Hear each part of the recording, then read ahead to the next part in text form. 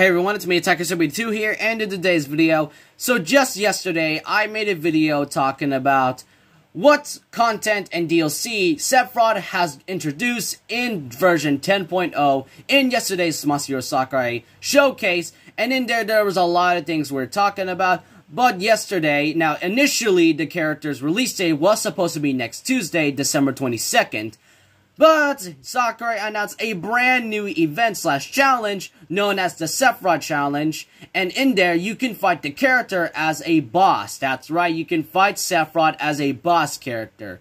And in that challenge, now keep in mind, this is a limited time event, and in that challenge, depending on which difficulty you choose, either easy, normal, or very hard, either way, if you defeat the CPU controlling Sephiroth, you can unlock the character right away. But that's only, and the event, by the way, is only until you buy Fighters Pass Volume 2 or the Sephiroth Challenger Pack. And either way, if you defeat him in any difficulty, you'll get the character right away before his initial release date, which is really cool, and I even made a live stream yesterday about it.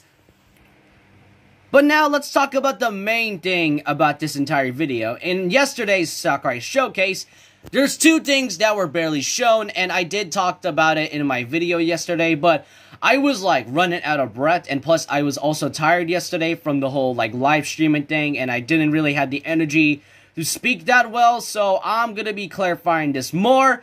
And yesterday, as I was saying, there were two things that weren't shown in the showcase: the amiibos for Fighters Pass Volume 2, because the entire Fighters Pass Volume 1, Banjo through Violet, they have their release dates already confirmed to be March 26, but we didn't get to see any sort of amiibos with Min or Steve and Alex, and Sephiroth just got announced, so we won't be seeing that until I guess next year.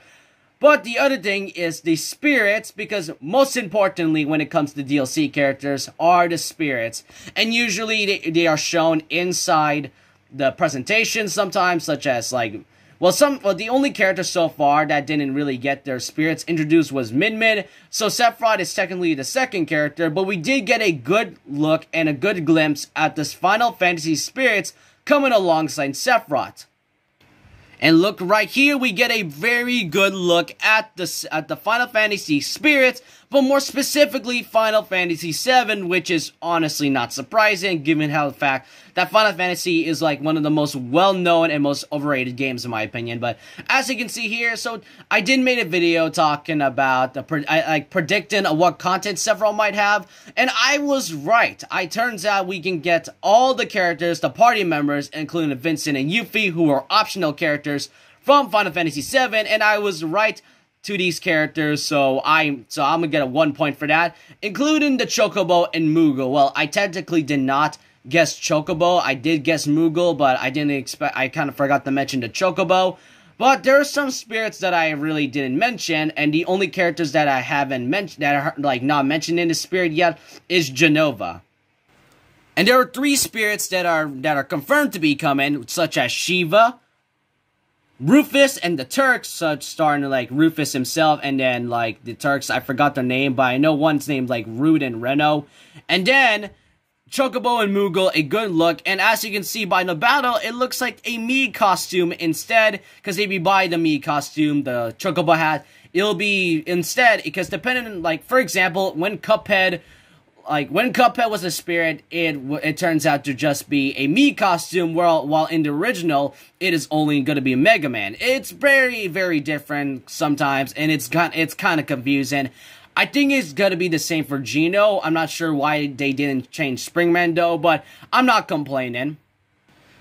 But what makes this spirit board more interesting is that there is another row in the second page. Usually when DLC spirits comes out, it usually starts off with 9 or 11 spirits.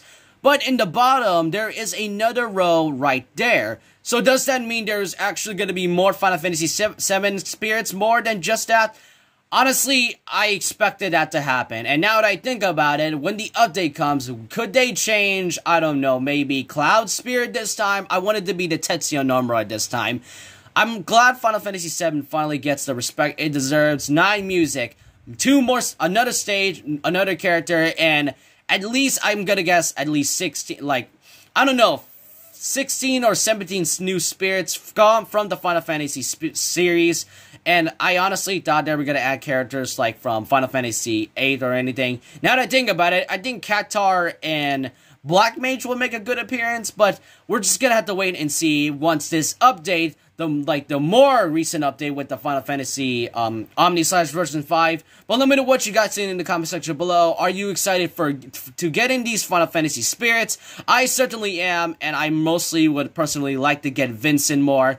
And I can tell that these Mii costumes are going to be appearing in this unless the Mii shop, like the Nintendo eShop, is going to be crashing, but who knows. But let me know what you guys think. Leave a like, comment, subscribe, hit the notification bell for more videos, and I'll see you guys next time. Remember this: once a legend, always a legend.